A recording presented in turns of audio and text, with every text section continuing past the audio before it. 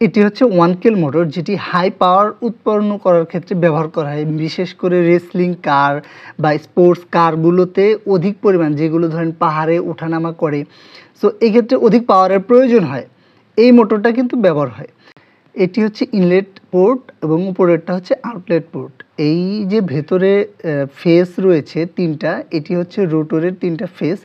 Inlet port দিয়ে যখন ফুয়েলটা প্রবেশ করবে এই ফাঁকা জায়গাতে, তখন এই ফেসটা কি করবে, এই ফুয়েলটাকে কম্প্রেস করবে, এটি হচ্ছে কম্প্রেশন স্ট্রোক।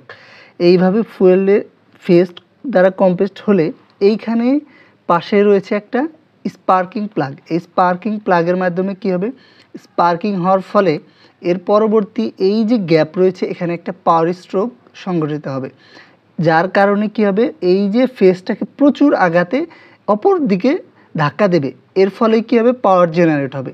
এবং এই যে আবার এই ইনলেট পোর্ট দিয়ে কি একই হারে কিন্তু সেকেন্ড যে ফেস রয়েছে এখানে ফুয়েল কম্প্রেসড হবে, ফুয়েল কম্প্রেসড হয়ে আবার এখানে স্পার্কিং হবে, স্পার্কিং হয়ে আবার এইখানে কি হবে, পাওয়ার স্ট্রোক হবে। পাওয়ার স্ট্রোক হয়ে এই ওপরে যে আউটলেট পোর্ট আছে সেখান দিয়ে কি হবে, গ্যাস, পোড়া গ্যাস বা যেটা আমরা পোড়া ফুয়েল বলে থাকি সেটা আউটলেট হবে।